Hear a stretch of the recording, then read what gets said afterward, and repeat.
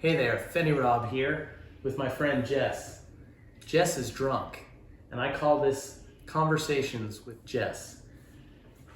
This episode, filmed here in the beautiful Madrigal Inn, is sponsored by, even though they're really not sponsoring it, but New Holland Dragon's Milk. Jess, tell us a little bit about Dragon's Milk. Well, New Holland has sponsored many a Saturday night for me. This is good shit, like, no lie. It's only 11% ABV, so it's pretty good.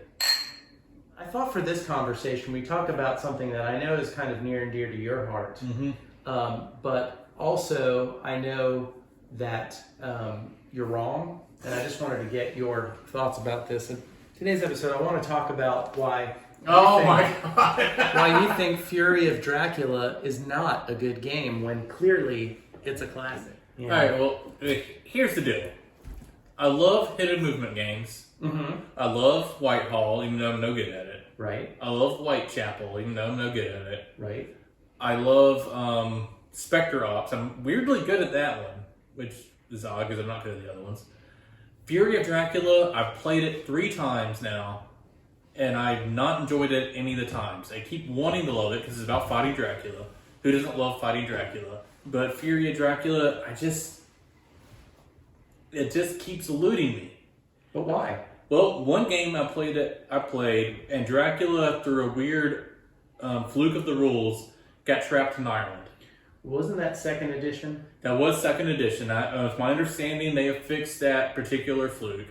But it didn't exactly endear me to the game, because I want to say that was like my first play of that game. And Dracula gets trapped in Ireland, while a funny narrative ending to a game is not necessarily going to endear me to a game as a process. Like, I just imagine like Dracula stuck in customs in Ireland and can't get out. That's kind of funny. But as playing a game, especially a game as long and drawn out as Fury of Dracula, that's kind of anticlimactic ending. Okay, well, Dracula's just stuck here. And I don't like the combat aspect. I know you do. I thought simultaneous reveal was your thing. I do like simultaneous reveal, but it seems counterproductive in a hidden movement. A hidden movement should be all about figuring out where my opponent is. And in this game, you have to figure out where your opponent is, and then you have to fist fight him. And that just seems silly to me. I don't know. Like it seems like if you find Dracula during the day, it should be a type situation. And if he finds you at night, it should be a type situation. Do you feel that the combat is just an unnecessary mechanic, period? In this particular game, I would say yes. I don't feel like combat is necessarily needed. I do like some of the Dracula powers where he can mess with it and make vampires spawn to trip the players up, or he can travel over water limitedly. I do like some of the working the vampire aspects into it. Just the game itself, it seems like a bloated version of Whitechapel. Okay. I hear where you're coming from on that. All right. But going in that the game has combat. And I think the combat itself, if you took the combat out of the context of the game and just made it the main combat mechanic in another game you liked, you have your hand management. As Dracula, you draw cards, so you basically have a tactical decision to make. Because your deck, you get 5 cards when it's time to combat, whereas the investigators have the advantage of being able to basically stack their decks ahead of time before they get into combat. They choose when the fight happens. Well, sometimes Dracula sometimes them. Sometimes Dracula can ambush them. And I will say, at nighttime, Dracula gets an advantage in combat, whereas during the daytime, he's not as effective. So thematically, they work that in. But the combat aspect of it itself, I would argue, is right up your alley of simultaneous reveal. You know that I'm going to do this, that I'm about to escape as Dracula, so you're playing a card that keeps me from escaping, but I know that you know that I'm going to escape, and so instead I just punch you in the face. There's something about the combat in and of itself, I think, that's beautiful mechanics, but I think the problem that some people have is that it's put into a game where you've got maybe an hour or two of no combat, where you're trying to find Dracula, or Dracula decides the best time to find you.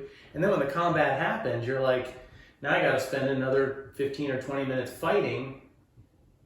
And it doesn't happen often enough to make it worth it. Right. And the other thing is, like, I like that style of combat resolution. It's my favorite way of resoluting combat. But I wouldn't like that combat system in Ticket to Ride. I would not like that combat system in Settlers of Catan. It just feels like it's a combat on Green Eggs and Ham.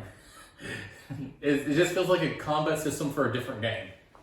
It's like you said, combat happens rarely in Fury of Dracula, and when it does happen, it feels like a nuisance rather than an integral part of the game. Because the whole game is built on finding Dracula, or if you're Dracula, eluding, the chase. And then when you if you do find them, instead of ending the game, you just have this weird half-assed slap fight. And to me, it does not work in that particular game. All right.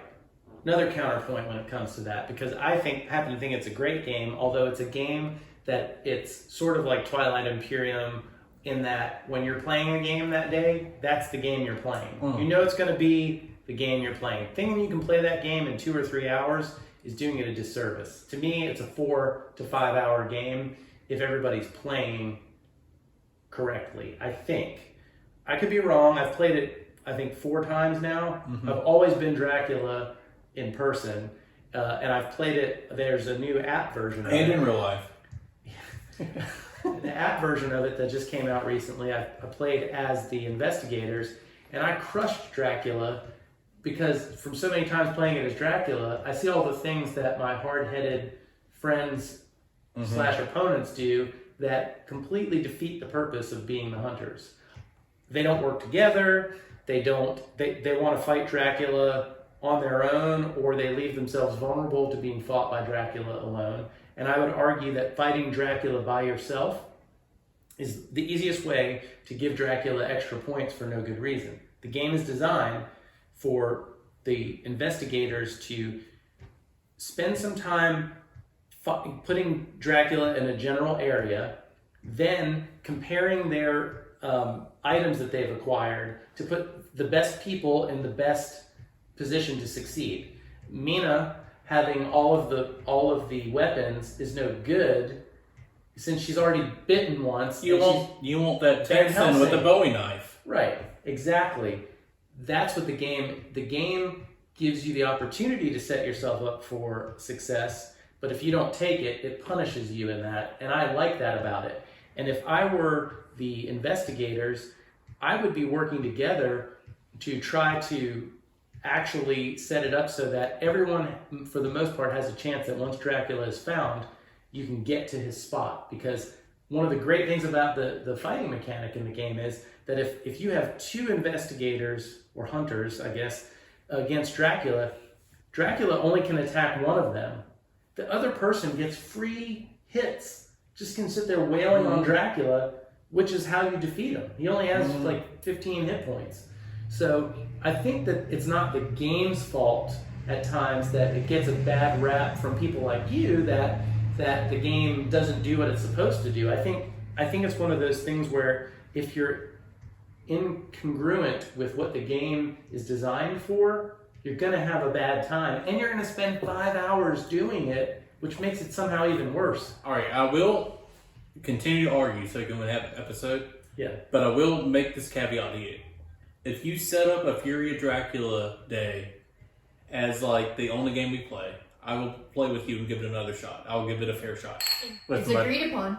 I think that's a wrap. But no, I have a question. I have a question. Why should you play Fury of Dracula instead of Specter Ops or Whitechapel? Okay. Whitechapel is one of my favorite games of all time. If it's not my favorite game of all time, literally there's no luck involved in that game at all. In Whitechapel, it's so streamlined as to what you're doing. You're basically trying not to get caught, or you're trying to catch Jack. And I love the way that works. And pound for pound, I think it's a better game than Fury of Dracula, as far as that goes. I think the combat added to Fury of Dracula makes it more epic than Whitechapel by far. I love the fact that the mouse can actually hunt the cat in Dracula, and it's a viable option if the cat is dumb enough to allow themselves to be left in a position where Dracula can ambush them. For me, Specter Ops, it doesn't appeal to me as a theme. I'm not into like the spy thing. I don't really like the syndicate, the network, all that stuff.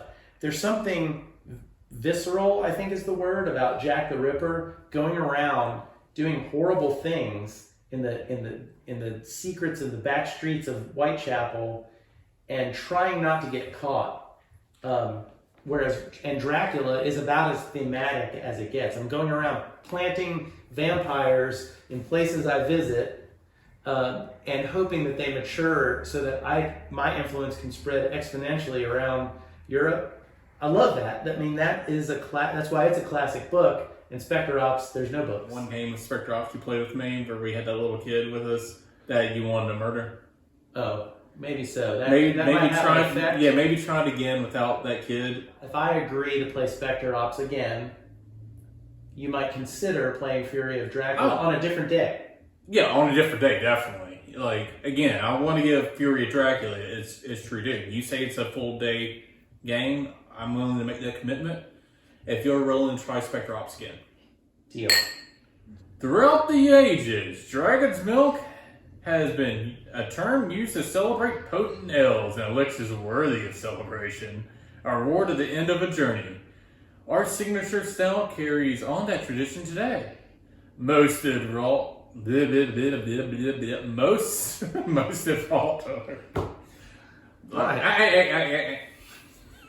Roasted malt delivers notes of coffee and chocolate married to sweet undertones of vanilla and oak from a stay in our bourbon barrels to create a truly legendary blend of flavor and mispronunciation.